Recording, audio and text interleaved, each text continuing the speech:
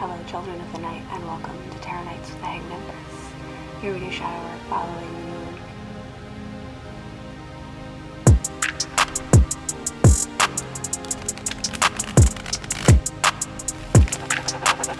Yo, VI, play the beat.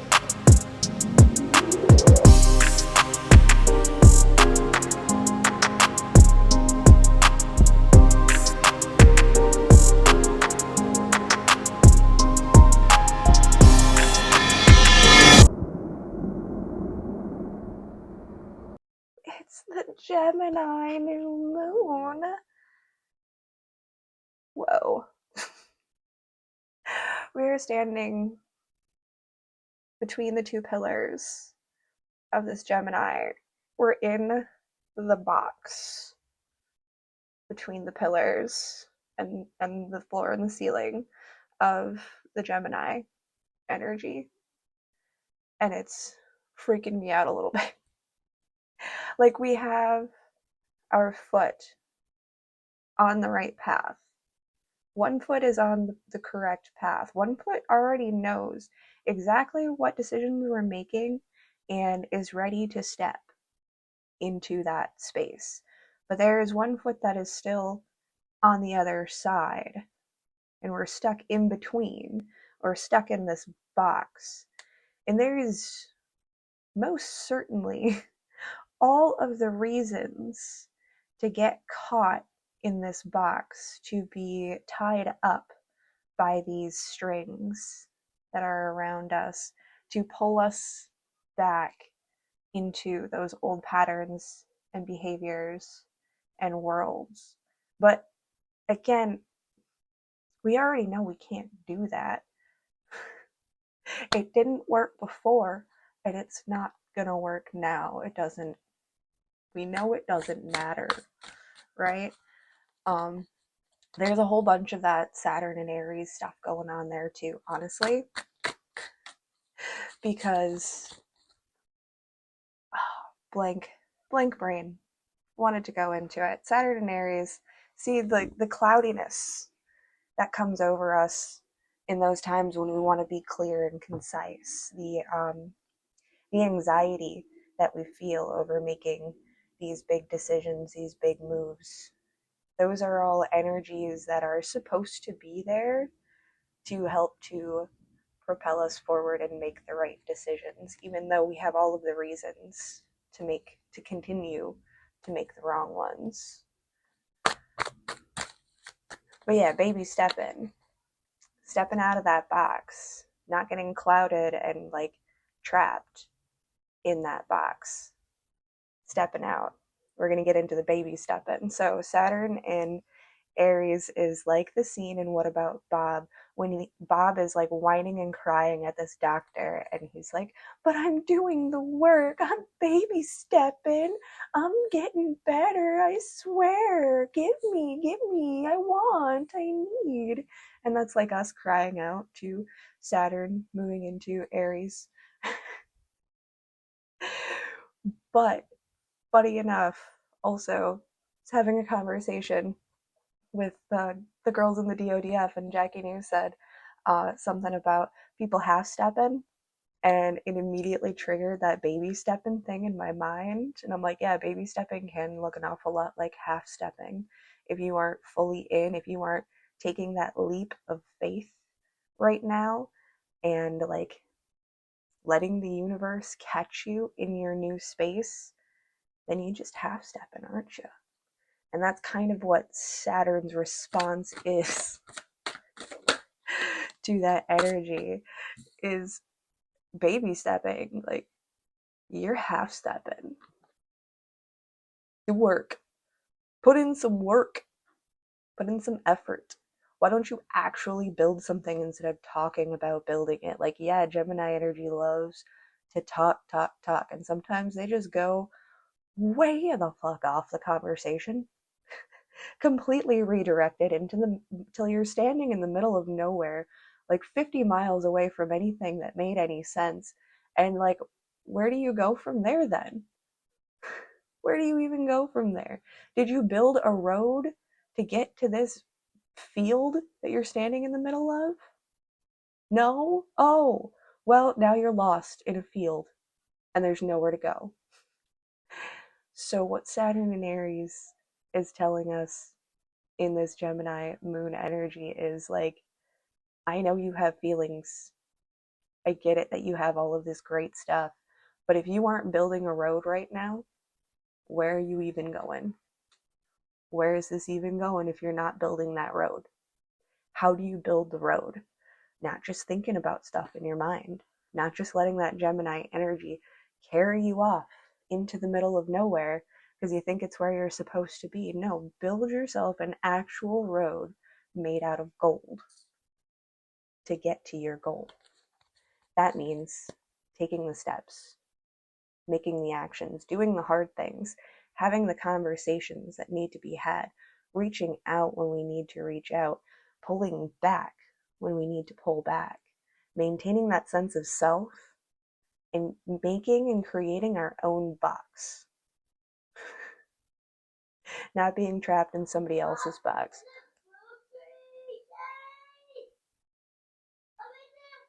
Distractions, sidetracks, side quests, some Virgo energy there. One moment. And you gotta give love and you gotta give grace because that Gemini energy, it's just curious. It just wants to know. It doesn't know where it's going. It doesn't know what it wants to do. It just knows that it sees this bright shining star and it wants to know about it. It's asking questions. We don't have to get mad at it for not understanding that it needed a road to get there because Geminis just take flight. They just flutter off. They just flutter off. But that's how you get into that other mercurial energy of of the Virgo into that going from the lower octaves of Gemini can take you into the lower octaves of Virgo and getting way too caught up in side quests and side missions that again are 50 miles from anywhere that make any sense to your path and your journey.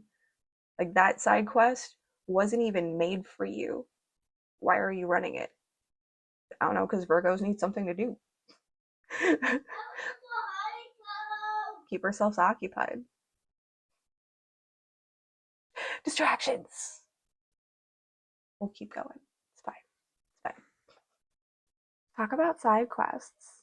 Again, Virgo energy on the opposite side of Mercury there. that is that is something that needs to be utilized in order to put it up front to actually build that road of gold or rainbows to the stars.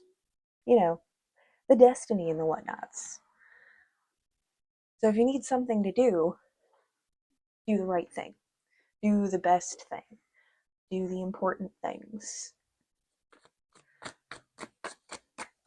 do the things that are on your mission that are going to lead you to your star and your path.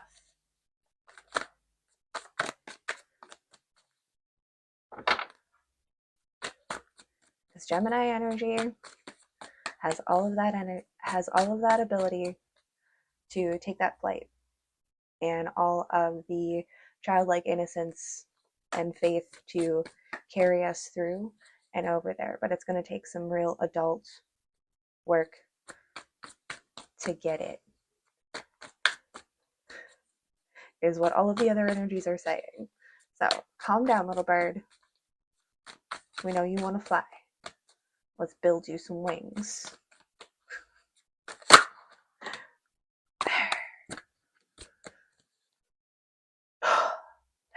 There be something. There be something that does things. The Eight of Cups holds a stack over the King of Pentacles. Or King of Freudian slip. Knight of Pentacles. Probably a lesson in maturity or action between the king and the knight. Mistake there. But just look at the way this kind of like hovers that knight. Like his eyes are just peeking up over it. Like, is it safe yet? Like, What's up? We know we gotta walk away. We know we gotta walk out, but we have to do all of this math here in order to calculate all of the materials that we are actually going to need to pack up, take action, get moving, and get walking and stepping in the right direction. That full step, that leap of faith. There's a whole lot more that we're going to have to leave behind than we wanted to. But we can't fit all of this in that backpack. We got to leave room for the steam engine and the supplies that we need to carry us through this. Those priorities.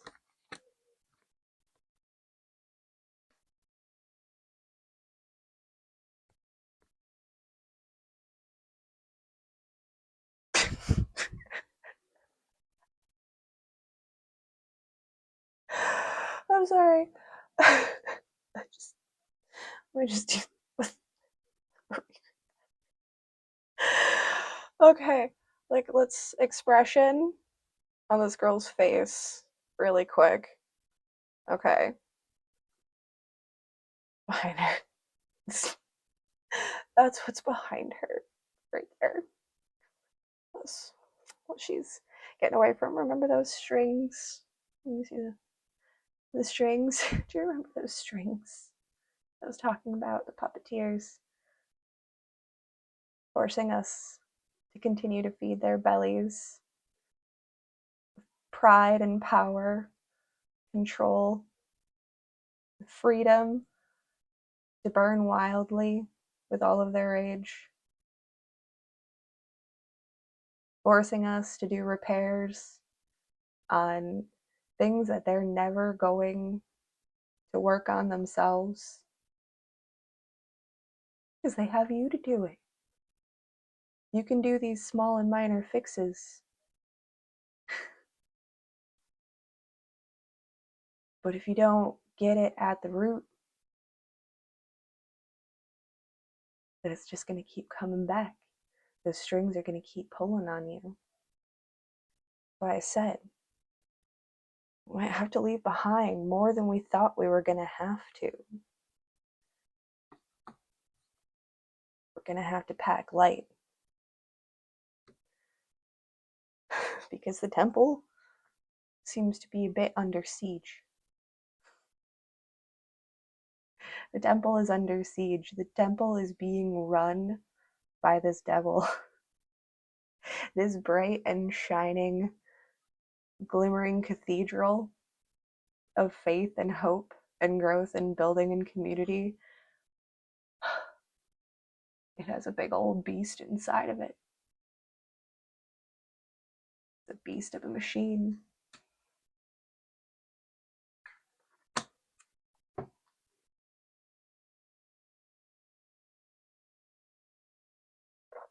I put this over the Knight of Pentacles head.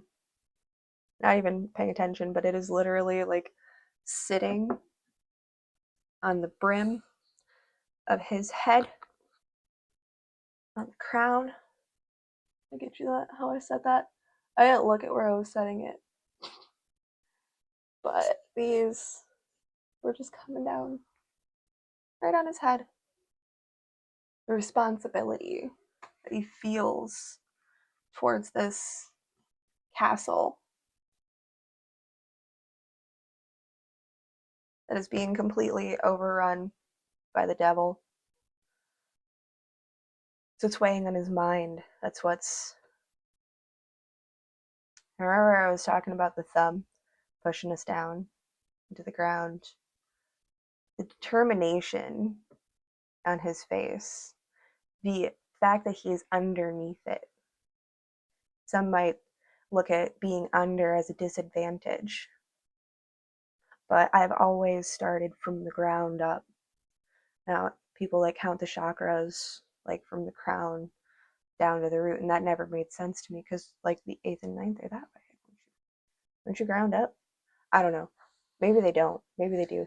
I think everyone has a weird mirror perspective and angle on the things. So maybe that's a projection, but I always go from the root up because coming up from underneath, you have the advantage. Think about a plant breaking through concrete. It's coming up from beneath it, but then it curves, it bends, it comes up and it finds a crack for it to slip through and make its own life. That's a message. That's a message too. So it's okay to be under that thumb. That is the position that you feel like you're under. The fact that you see this and you recognize this temple and how it is truly being run with the true face of the fires, like they're hanging this beautiful sigil above the fireplace. Do they even know that what is down underneath that fireplace is this? Do they even know? This is what weighs on that Knight of Pentacles head, and that's why we Freudian slipped him to the king. Because it is between that actionability and that maturity, that growth, that progression. But that growth isn't going to be fruitful under this thumb, under this cement. Gotta move. We gotta find the crack so we can slip out, slip through, escape the clutches of this evil group. Man, of this evil place, this evil thing. Again, it's like it's a place, it's a space for sure. I won't go into all the finer details of how that could play out. Keeping with focus. I have that over desire to ask questions about every little thought that comes into my mind that I don't usually have. I have that curiosity of exploring all of the different possibilities, even though my Virgo already knows that I don't need to explore all of the possibilities. That is your door to walk through. I'm just presenting it. So putting myself in my own box in order to allow the interpretations to fall the way that they need to. This is how I apply it in my own practice. And this is how you can apply it in your practice. I won't change decks. I knew I was going to want to.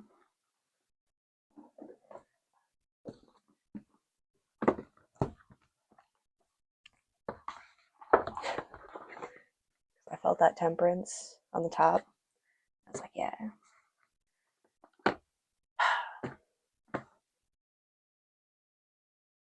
This is what we need from all of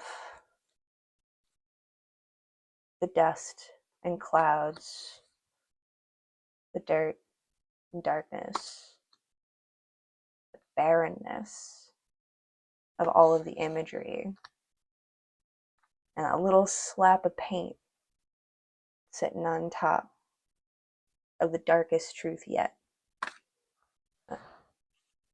I just want to find that crack, that place in space, this environment, the water, the earth, the sky, clean clouds, a natural rise and fall, fruition, growth. Those are the environments that I wish to bring in. That's the world that we wish to step into. That's the place that this night is going. That's where we're going, kids. Stop right there. That's where we're going, kids. Away from this, into this. Ten of Swords to the Two of Cups on the perspectives. Dark and gloomy. Yet you give me dark and gloomy. So funny. So funny you are. Five of Cups. Under this cloak, though, under this guise, we're going to be ready to turn around, to pick up that cup, to explore that growth. Though it's dark, though it's still dark, unclear, sad, and foreboding, I did ask for that growth, and it might start small. Just a single flower showing us the way. It's the first flower that this knight sees that gives him the sign that there is life out there. There's more to life out there.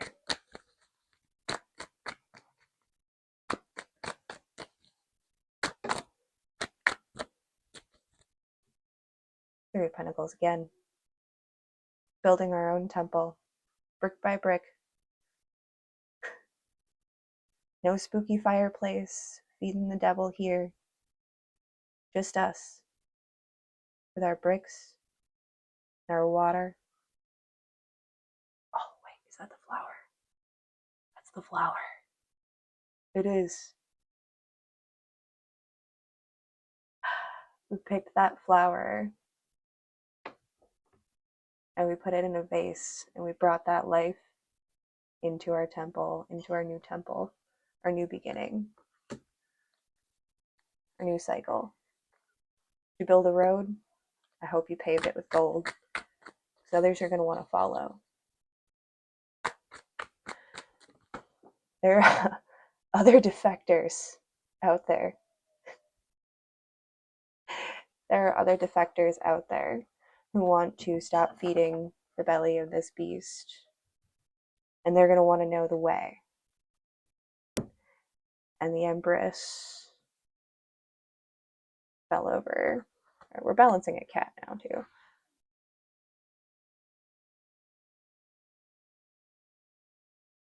The Empress fell at the feet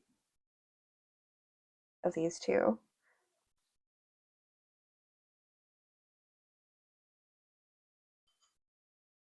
I'm still getting that damsel in distress kind of like energy. Like this little cute little anklet of keys that she holds kind of feels like those are the keys that she made to break every single chain, to unlock every single lock that held her attached to this.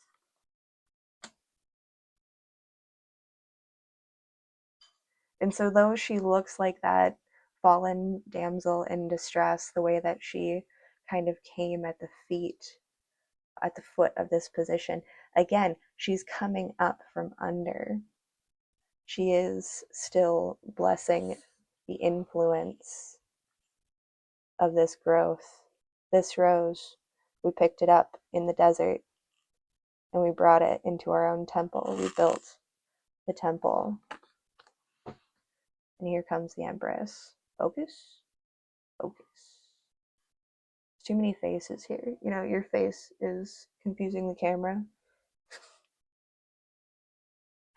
We added an extra face, but she's chilling. She's cool. So, moving on. Thanks for that. Whisker in the ear. Okay. So, this growth, this fruition, this abundance is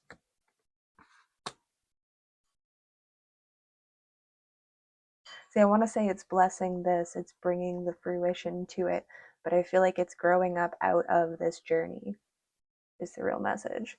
What's on the floor that I don't even know if I can reach without disrupting the comfortability of the familiars is that Hierophant. who fell face down reversed, and we're on the side of the baby holding the key. So the fall of the Hierophant, who ran this who ran this function here, has the opportunity to be reborn, to die and be reborn as an infant, to restart, regroup, renew. The obstacle left, I still don't have any desire to pick it up. Reach for the steampunks. One more. Two more. Into the lap. We'll wrap this up. The Ace of Cups and the world. No, the world. The world of fortune. The world of fortune. The Ace of Cups and the world of fortune. I'm gonna say it that way. I think it's right. Right now, I'm pretty sure it's right. Is going to fall into our laps.